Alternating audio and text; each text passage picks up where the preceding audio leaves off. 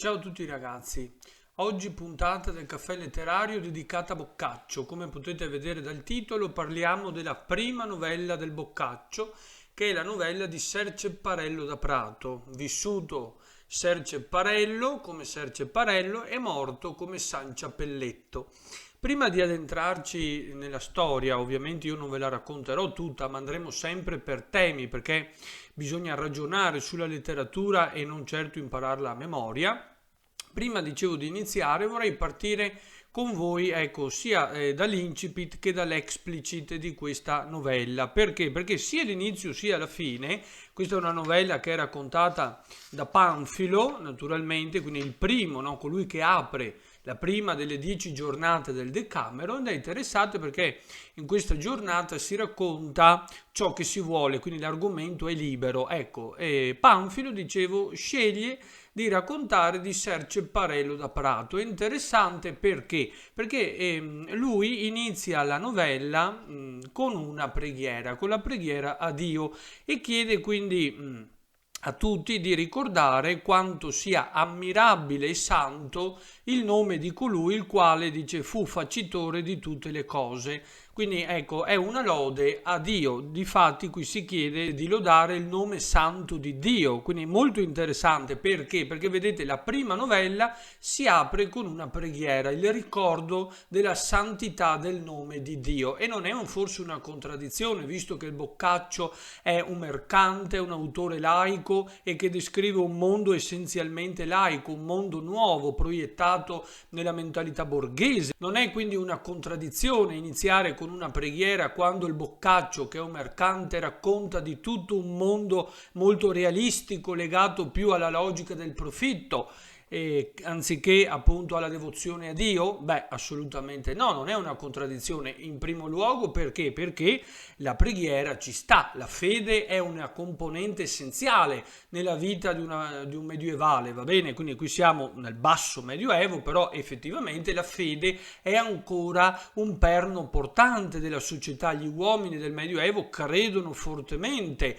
in Dio e in tutto ciò che riguarda il sacro, quindi non bisogna stupirsi, non è una contraddizione, anzi è un aspetto di vita quotidiana assai frequente, assai comune, ecco, non è come noi oggi che magari spesso non ci poniamo il problema. E poi volevo andare direttamente alla fine perché tutta questa storia, vedremo, poi si chiude sempre con una riflessione sulla fede e sulla religione, perché cosa viene detto alla fine? Adesso io sintetizzo, dice che la benignità di Dio non guarda il nostro errore ma la purità della nostra fede. Cosa voglio dire? Adesso capiremo con la storia. Si dice quindi che Dio non si cura tanto degli errori che noi possiamo commettere, ma guarda soltanto, dice, alla purezza dei nostri cuori, cioè alle motivazioni che ci spingono a fargli delle richieste. Quindi guarda la purezza dei nostri cuori, guarda la sincerità con cui chiediamo qualcosa e non i nostri peccati. Perché dico questo? Perché adesso vedremo in questa novella che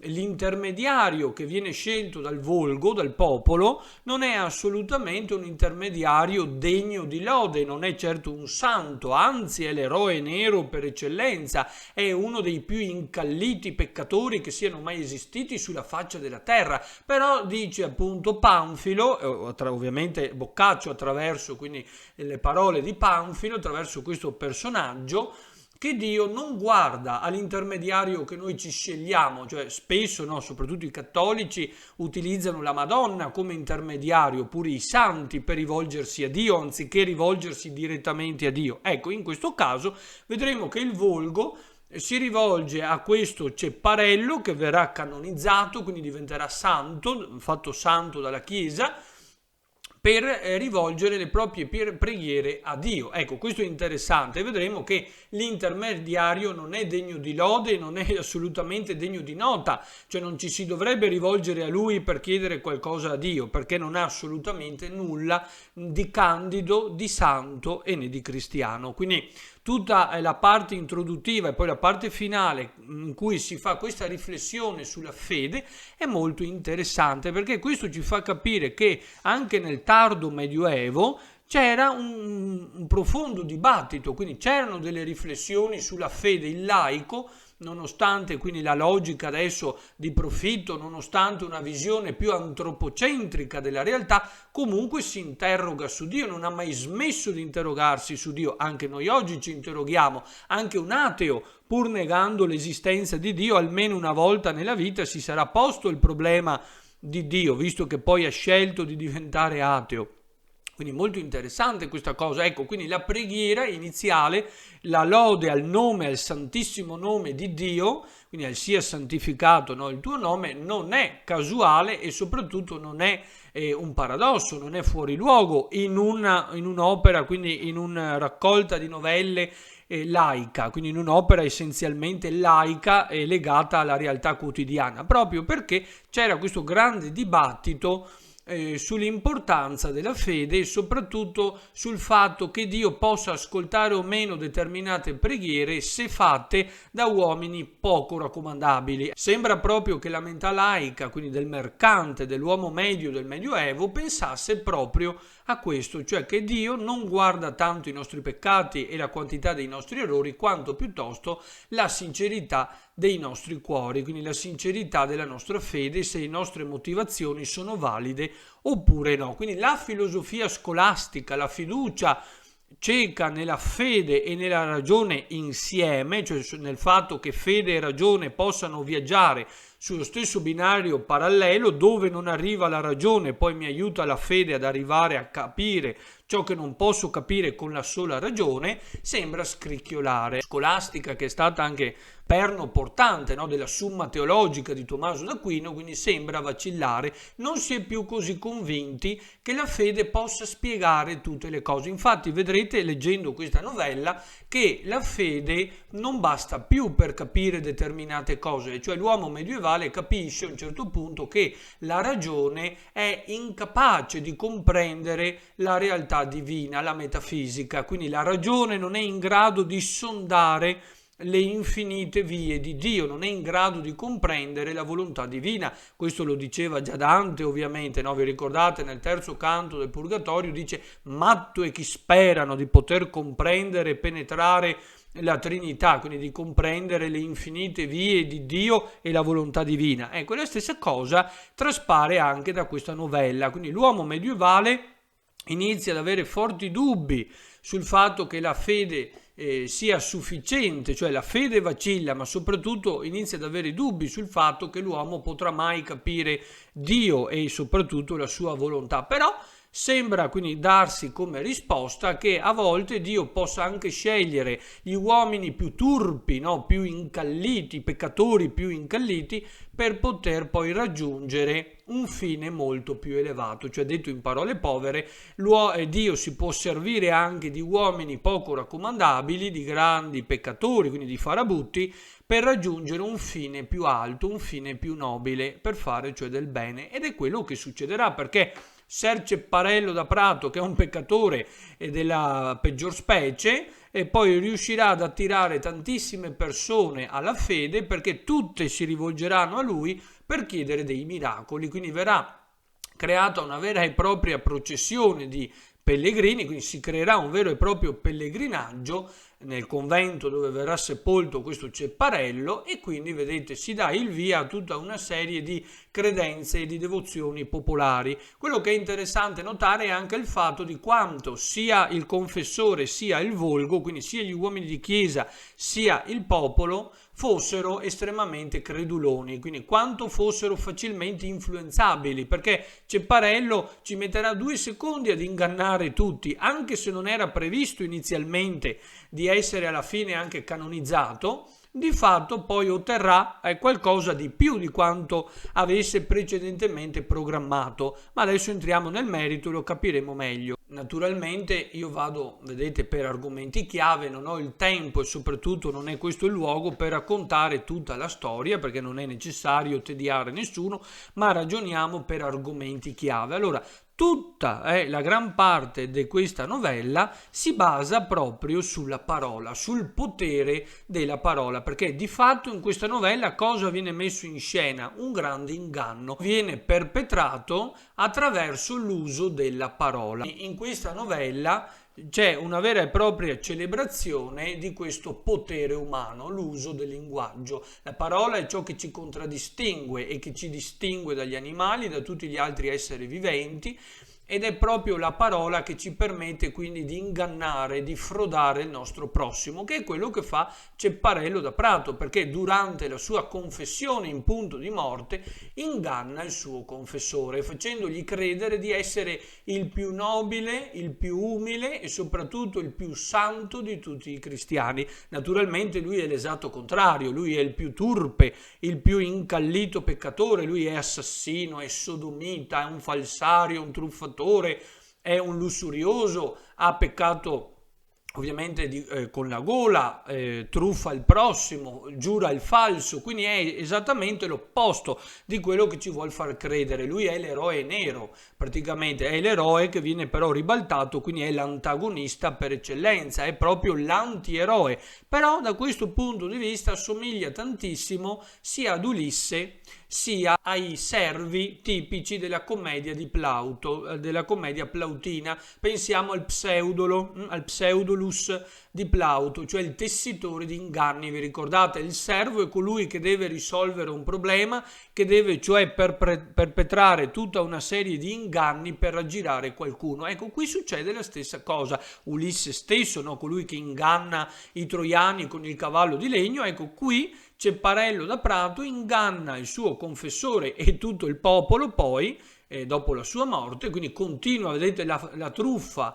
l'inganno, la frode praticamente non hanno mai fine, sembra quasi una truffa infinita, cioè l'atto finale della sua vita consiste in un inganno senza fine, perché poi il volgo continuerà a rivolgersi a lui per chiedere dei miracoli, come se fosse un santo, ma non è mai stato un santo. Quindi interessante perché tutta questa novella celebra l'ingegno umano che qui viene esplicitato e si manifesta attraverso l'uso della parola. Quindi con il linguaggio l'essere umano non è solo in grado di togliersi d'impiccio, qui non c'è il motto di spirito, cioè una battuta con cui si trae d'impaccio, quindi evita una punizione, un castigo o risolve un problema, no? Qui per risolvere il problema deve ingannare il suo confessore. Quindi tutta la novella in realtà è un vero e proprio problem solving, è un vero e proprio compito di problem solving. Perché? Perché quando lui si ammala si trova in casa ospite di due mercanti fiorentini che di professione però dice fanno anche gli usurai, e non è ovviamente una cosa rara che un mercante fosse anche un usuraio, quindi prestasse anche parte del suo denaro ad interesse, naturalmente. Quindi vedete, il grande realismo compare già nella prima novella, perché veniamo subito proiettati in questo caso in Francia, più nello specifico in Borgogna, dove i fiorentini, i mercanti fiorentini hanno un gran bel giro d'affari, quindi vedete i loro traffici commerciali si erano espansi fino alla Borgogna. Ecco, questi due usurai, quindi che vivono qui in Borgogna, hanno un problema, perché Cepparello era venuto in Borgogna per riscuotere determinati crediti per conto di un altro mercante, per conto di Musciatto Francesi.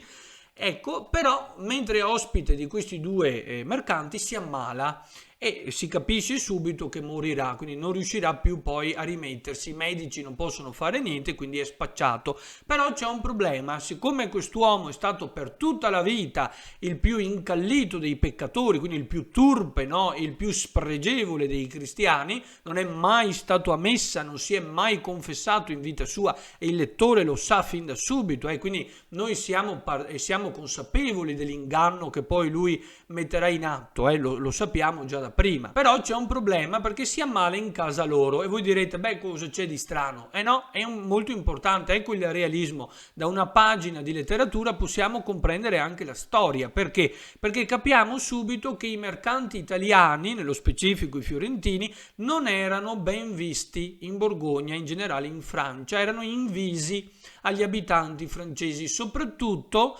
vediamo che i medievali non tollerano e mal sopportano gli usurai, coloro che prestano, cioè usurano. L'usura è proprio questo: prestare il denaro a tempo, e infatti l'usura era condannata severamente dalla Chiesa notate ovviamente l'ipocrisia, no? Perché la Chiesa stessa e anche il Papa chiedono in prestito il denaro ai mercanti e la Chiesa stessa poi presterà ad usura, quindi non è certamente una pratica di cui lei sia esente, per carità, però effettivamente era condannata dalla Chiesa e spesso si rischiava anche grosso, insomma, non era un'attività, ecco, così elogiata, assolutamente no. Quindi il problema qual è? Che questi due mercanti temono forti ripercussioni a livello economico. Attenzione, questo è importante perché? Perché tutto quello che qui viene fatto non viene fatto per carità cristiana, ma soltanto per la logica del profitto, per la logica mercantile, per la logica del guadagno, vedete? Quindi i mercanti ragionano in termini esclusivamente economici. Ci conviene o non ci conviene buttarlo fuori di casa? Non ci conviene, perché? Perché se noi buttiamo fuori di casa una persona che è moribonda, sicuramente verremo criticati da tutti. Dall'altro lato però dicono, se lo teniamo in casa e questo qui muore senza che nessuno lo confessi, sicuramente nessuna chiesa lo seppellirà e lo vorrà avere per fare poi il rito funebre, perché voi sapete bene che tutti i cristiani morti fuori, no, dalla grazia di Dio non potevano essere sepolti in un cimitero, quindi non potevano essere sepolti in terra consacrata. E siccome lui è un grandissimo peccatore, temono che nessun frate, nessun prete voglia confessarlo, naturalmente, perché anche se venissero a confessarlo, l'elenco dei peccati sarebbe così lungo che nessuno darebbe poi la soluzione. E quindi vedete, si reputano spacciati in entrambi i casi. Quindi che cosa fare? Vedete, è proprio una situazione di problem solving.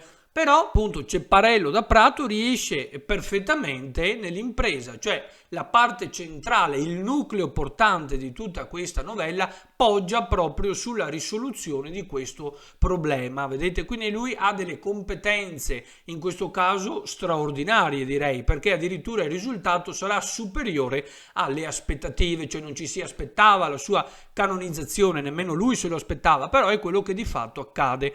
Perché? Perché dicevo, attraverso l'uso dell'ingegno dell'intelletto riesce ad imbrogliare tutti e lo fa attraverso il linguaggio in questo caso. Quindi vedete, viene celebrato da buon laico, qual è appunto Boccaccio, viene celebrato da buon laico e da buon ovviamente membro della società del Trecento, quindi della società soprattutto mercantile, perché egli stesso fu mercante, viene celebrato viene celebrata la qualità più importante dell'uomo, che è quella appunto dell'ingegno, della capacità cioè di industriarsi, dell'ingegno o dell'industria, cioè la capacità di risolvere i problemi e di uscire da situazioni pericolose, come fa in questo caso appunto Cepparello da Prato. La cosa da sottolineare bene subito però è che tutta la sua confessione è di fatto una narrazione agiografica. Cosa vuol dire? Cos'è una geografia? Agiografia significa vita del santo. Le agiografie erano nel Medioevo proprio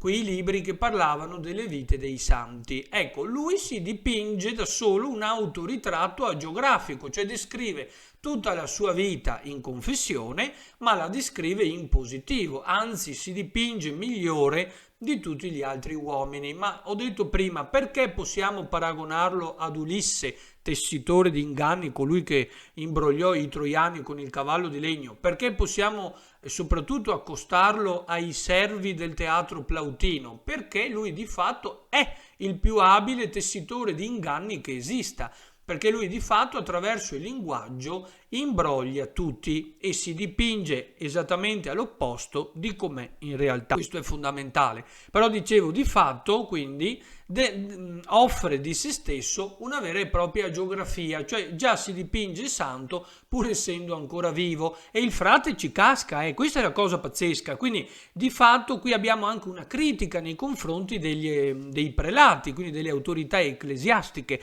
che erano molto inclini a credere a tutto quello che veniva loro raccontato. È molto interessante questa cosa, cioè si mette anche in luce in maniera così ironica, un po' parodica, anche la credulità, ecco, di queste persone, un po' anche l'ingenuità, se così possiamo esprimerci. E che cosa quindi chiede in confessione questo frate? Perché viene chiamato un frate da un convento lì vicino e questo frate accetta di buon grado di ascoltare la confessione. Notare subito che il frate è l'esatto contrario di questo nostro eroe nero, cioè è una persona istruita, che ha letto e che soprattutto conosce a fondo le sacre scritture, una persona molto vecchia, avanti negli anni, e viene descritto come un santuomo, un uomo molto pio, ecco, e anche ovviamente lo stesso Ser Cepparello è abbastanza avanti negli anni, con l'età.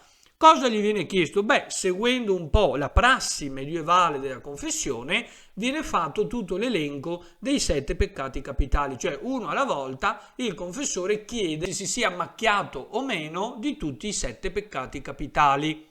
Che sono i soliti, lo sappiamo: superbia, avarizia, lussuria, ira, gola, invidia e accidia. Naturalmente, ecco, uno alla volta, quindi vengono sviscerati tutti, però dicevo, perché è così ingegnoso e quindi si celebra anche questa virtù laica dell'uomo? Perché cosa fa abilmente Cepparello? Lui riesce ad impossessarsi del lessico e della mentalità stessa del suo interlocutore e di superarlo con le sue stesse armi, cioè attraverso in questo caso l'arma della parola. Quindi addirittura, vedete, si impossessa delle parole, della mentalità, del lessico, va bene, e del modo stesso di pensare di questo frate, e lo supera come se fosse quasi una disputa, anche se non è questo il caso, perché non c'è il botta e risposta in senso di disputa, va bene, non è un contraddittorio, questo voglio dire, perché lui si limita a fare delle domande, però è un po' questo il senso, cioè lui pone delle domande, l'altro non solo reagisce bene e si salva, ne esce vincitore, ma addirittura supera la risposta, supera le aspettative stesse del suo interlocutore. E che cosa chiede? Quindi una alla volta tutti quanti i vizi capitali, e gli dice: sei stato bravo? Hai peccato di lussuria? E lui dice: assolutamente no, dice: io sono vergine così come uscì dal corpo della mamma mia. Ecco, questa in realtà è l'unica verità che dice appunto Cepparello. Perché? Perché essendo sodomita lui non ha mai guardato le donne, non le ha mai guardate in faccia, perché essendo omosessuale non si è mai interessato delle donne, ok? Io lo definisco sodomita perché appunto all'epoca, anche poi nelle novelle, troviamo questo termine, il termine con cui la Chiesa li definiva. Anzi, dicevo, è stato sincero proprio per questo motivo, perché è l'unico caso in cui lui con le donne non ha mai voluto averci niente a che fare, naturalmente. E infatti nella novella, non lo dice lo stesso Boccaccio, dice: delle femmine era così vago, cioè così desideroso, come sono i cani dei bastoni, cioè amava le donne come il cane ama il bastone, vedete? Quindi non le poteva proprio soffrire, perché appunto era omosessuale. Quindi è l'unica verità. Ovviamente è una mezza verità, perché non è assolutamente vergine, perché poi dice che invece con gli uomini ci andava. E come? Che dice, vedete, con gli uomini con le proprie mani si trovò volentieri con gli uomini. Ecco, quindi ha peccato di lussuria, naturalmente pecca di gola, quindi lui li ha tutti i peccati, perché, ecco, descriviamolo brevemente, ce lo dice anche il Boccaccio. Che cosa fa questa persona? Appunto è un sodomita, è una persona che pecca di gola perché è un grande bevitore, un mangione, e soprattutto però è noto per essere un falsario. Lui è notaio di professione, ma poi ci dice che è anche mercante, che comunque si occupa di traffici commerciali, però essendo un notaio, dice, la sua più grande abilità è quella della frode. Lui è abile nel frodare il prossimo, e se c'è da mentire in tribunale lui ci va volentieri, va a giurare il falso, quindi va a dire falsa testimonianza senza nessun problema, anzi dice trae un grande piacere da questa cosa. Quindi vedete, è addirittura una persona, in un certo senso potremmo dire così, che gode di fare del male, ecco, agli altri addirittura. Quindi non è, vedete, cioè ribalta completamente il principio biblico di Gesù che disse: non fare agli altri quello che non vorresti fosse fatto a te, ma fai agli altri, eccetera eccetera. Ecco, lui fa l'esatto contrario, gode nel far soffrire o comunque nel creare delle grandi difficoltà o delle gravi conseguenze poi al suo prossimo, dei grandi mali. Ecco, è falsario, dicevo uomo quindi di malafede e soprattutto anche assassino, quindi ladro, assassino, ha ucciso molti uomini, ha rubato, quindi vedete tutti i più turpi peccati lui li ha commessi, non ce n'è uno che lui non abbia commesso. È molto interessante, no, questa cosa. Sto cercando un po' di andare per sommi capi perché non abbiamo il tempo per poter dire tutto, ce ne sarebbero di cose da dire, però ecco, è interessante perché tutti i peccati quindi che lui poteva commettere li ha commessi. È interessante, sottolineate però il fatto che la sua più grande qualità è la frode, e vedremo adesso che poi lui la mette in pratica, lo abbiamo detto prima, no? Proprio come suo ultimo atto prima di uscire di scena e di ingannare tutti quasi per l'eternità, perché nei secoli a venire tutti continuano a pregarlo come se fosse un santo vero. Ecco, quindi di fatto la sua ultima bugia viene perpetuata, no? Quasi in eterno, quindi viene ripetuta perché appunto si crea una vera e propria processione di pellegrini che ogni anno vanno in pellegrinaggio in questo convento, e la Chiesa ci guadagna, vedete, perché anche qui anche il frate ragiona secondo la logica mercantile del profitto, vedete, del mercante laico, dell'uomo del 300, quindi del tardo medioevo, del basso medioevo. Perché? Perché ha capito che questa persona, essendo un santo, anche se non è vero, avrebbe potuto portare grossi introiti nelle casse del suo convento. Ecco perché lo vuole seppellire a tutti i costi nella terra del convento. Glielo chiede prima di morire: vorresti essere sepolto da noi? Ma certamente, risponde, no, Cepparello, pur non aspettandosi poi la canonizzazione addirittura. Ma l'altro aveva capito, quindi vedete, sia i mercanti fiorentini che non vogliono buttarlo fuori di casa, cioè che sono lì titubanti se buttarlo o meno, sia il frate, ragionano sempre secondo la logica della mercatura, come la chiama Boccaccio, e lo stesso fa Cepparello, perché capisce che prima di morire gli conviene, ecco, confessarsi, e soprattutto gli conviene dire il falso, perché sicuramente ne avrebbe tratto un profitto anche da morto. Quindi la logica del profitto, quindi questo desiderio di avere un utile, cioè di ricavarci sempre qualcosa, di guadagnare il più possibile, è una qualità che viene manifestata in tutti gli attori di questa novella, che è poi l'utile che governa anche la nostra società attuale. Vedete, nessuno fa nulla se non ha un tornaconto, quindi vale il detto latino del do ut des, do affinché tu dia. Nessuno fa nulla gratuitamente, quindi tutti fanno solo per avere qualcosa in cambio, ed è la stessa cosa che fa qui Cepparello. Ricordate quindi che possiamo accostarlo a Pseudolo, il protagonista, il servus callidus del Pseudolus di Plauto. Molto interessante, perché appunto lui è il tessitore di inganni ed è un po' anche l'autore qui, no? Lo scrittore, perché Cepparello, vedete, attraverso tutta una serie quindi di racconti della sua vita quasi agiografica, quasi fosse un santo, imbroglia il frate, no? Però di fatto che cosa fa Boccaccio? Attraverso la parola crea un mondo fittizio, un mondo che in realtà non esiste, perché nessuna di queste storie è vera, nel senso che alcuni personaggi sono anche reali, ma le storie sono inventate. Però di fatto attraverso l'arte della parola, il potere, vedete, che le parole hanno sulla nostra psiche, soprattutto quindi sugli uomini, su quanto possano influenzarci, viene sfruttata proprio per creare questo mondo fittizio attraverso cui dilettare i suoi lettori e anche dare magari un insegnamento e un conforto, perché si possono comunque trarre degli insegnamenti. Quindi vedete quanti chiavi di lettura ci sono in un testo, no? Non imparate mai a memoria, ragazzi, ragionate sulle cose. Dicevo, poi ecco, quindi lui esagera attraverso tutta una serie di iperboli, quindi di esagerazioni, tutto quello che ha fatto. Ve ne racconto solo alcune, no? Ecco, i peccati di cui si pente più di tutti quali sono? Beh, il primo, che fa anche ridere, no? Perché c'è questa anche parodia della confessione, ecco, quasi forse a voler mettere anche in dubbio il valore stesso della confessione, no? Che sia proprio efficace, che serva veramente, perché se qualcuno mente in confessione viene comunque assolto oppure no. Ecco perché poi alla fine si dice che Dio guarda i cuori. alla fine, no? Ecco, però ecco, dicevo, interessante, dice, uno dei peccati di cui mi pento di più è che una volta, dice, sputai nella chiesa di Dio, cioè ho sputato in chiesa. Cosa risponde il frate?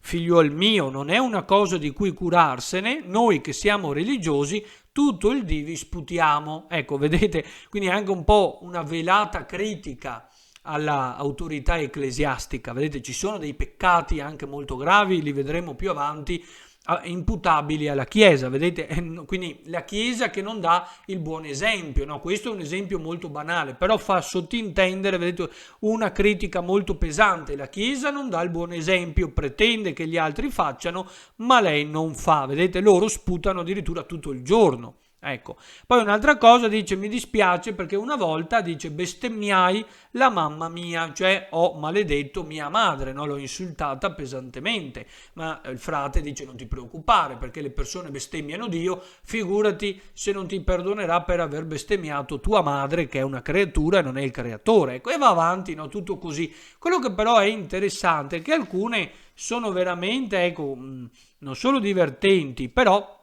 sottintendono anche appunto critiche più o meno velate come quella che abbiamo appena visto. Per farvi capire quanto Cepparello sia un truffatore, quando gli viene chiesto nella carrellata, no, hai mai tu ingannato il tuo prossimo? Lo hai mai frodato? Cosa risponde Cepparello? Dice assolutamente no, dice anzi io sono venuto qui proprio per suggerire, per convincere questi due miei ospiti, questi due mercanti, a smettere di prestare a usura. Io stesso, dice, sono stato mercante, ma non ho mai rubato il mio prossimo, anzi tutti i miei guadagni li ho sempre divisi a metà e la metà l'ho donata ai poveri. Quindi pensate, no, quanto pesante siano i suoi inganni e le sue bugie. E poi interessante perché dice, no, oltre a non avere mai imbrogliato nessuno, una volta qualcuno mi diede 4 denari in più, io li tenni da parte per un anno intero, poi nessuno venne a riscuoterli e io li donai alla chiesa. Quindi vedete, ecco, va avanti così.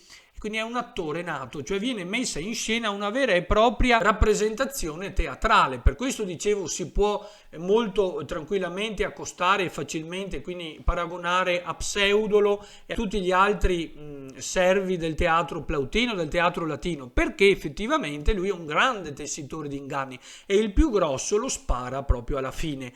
Il frate crede a tutto quello che gli viene detto e alla fine quindi viene addirittura canonizzato, viene fatto santo, seppellito nel convento e si crea un vero e proprio pellegrinaggio in suo onore. Infatti dice Boccaccio, fu così che Ser Cepparello morì San Ciappelletto. Perché San Ciappelletto? Santo perché chiaramente è stato fatto tale, ma Ciappelletto perché? Perché dice in Francia non riuscivano a capire cosa significasse Cepparello, assomigliava alla parola chapelet, dice alla ghirlanda francese, ed essendo lui piccolo di statura l'hanno chiamato Ciappelletto, vedete, Ciappelletto, quindi un diminutivo francese perché era molto piccolo, però nonostante fosse piccolo di statura era grandissimo nel sparare menzogne, quindi nel frodare il suo prossimo. Quindi vedete il realismo qui viene espresso a vari livelli, ci dà uno spaccato di vita dei mercanti, subito siamo proiettati, vedete, nel mondo dei mercanti, ma Cepparello non cambia e resta fermo sulle sue convinzioni fino alla fine. Lui è un eroe nero e tale rimane, è un'anima nera, un povero diavolo che non si pente neanche in punto di morte, quindi neanche la morte, neanche il terrore dell'inferno, neanche Satana lo spaventano e lui rimane proprio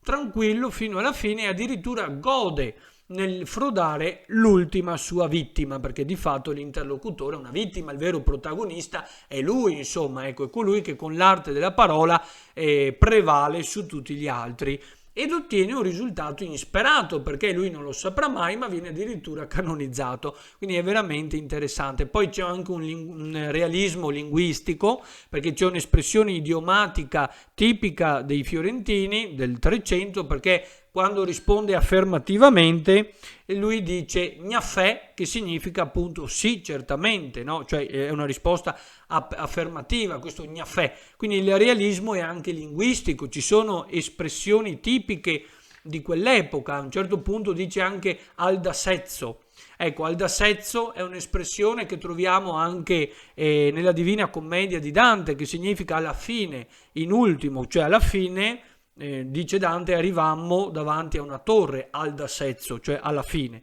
Ecco, quindi ci sono realismi a vari livelli, linguistico e di contenuto, di ambiente, perché l'ambientazione è reale, siamo in Borgogna, quindi vedete a vari livelli, lo possiamo ormai definire un'opera interamente, ecco, realistica, proiettata nella realtà quotidiana. Ecco, e quindi c'è Parello da bravo attore comico, perché di fondo c'è anche una parodia, ecco, in maniera ironica ci sono le critiche alla Chiesa e ai mercanti stessi, a questa ragione della mercatura, perché tutti agiscono solo in nome della logica del profitto e nient'altro. Però ecco, è anche una celebrazione di questo mondo che ormai è sempre più laico e meno dipendente dalla volontà di Dio, cioè tendono ormai a non vedere la mano di Dio in tutto quello che fanno, naturalmente. Poi vedremo che ci sono molti altri esempi per esprimere l'ingegno da parte dell'uomo. Ecco, io spero che questa prima elezione vi sia piaciuta, vedremo molte novelle del Boccaccio, soprattutto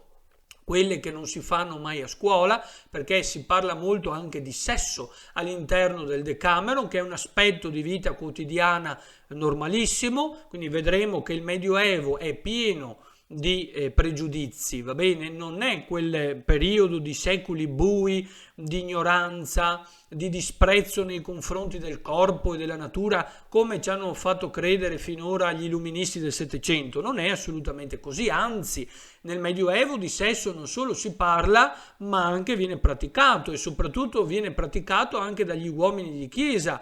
E vedremo che spesso vengono pescati a casa delle proprie amanti e solo per un raro caso oppure per il loro ingegno evitano di essere scherniti, derisi da tutti. Quindi io spero che questa prima lezione vi sia piaciuta, tratteremo vari argomenti, ecco, magari una volta ogni tanto, piano piano affronteremo gran parte di queste novelle perché meritano veramente. Possiamo capire attraverso un'opera non soltanto la realtà dell'epoca, ma anche la mentalità, i costumi, i ragionamenti, come vivessero, e quindi capiremo anche che il sesso è un argomento che non è un tabù, ma è una cosa normalissima, è un impulso naturale che deve essere praticato perché appartiene all'uomo e non viene mistificato, non viene condannato e reso tabù come noi siamo, ecco, propensi a pensare. Assolutamente no. Io vi do appuntamento alla prossima puntata del Caffè Letterario. Ciao a tutti ragazzi e buona giornata.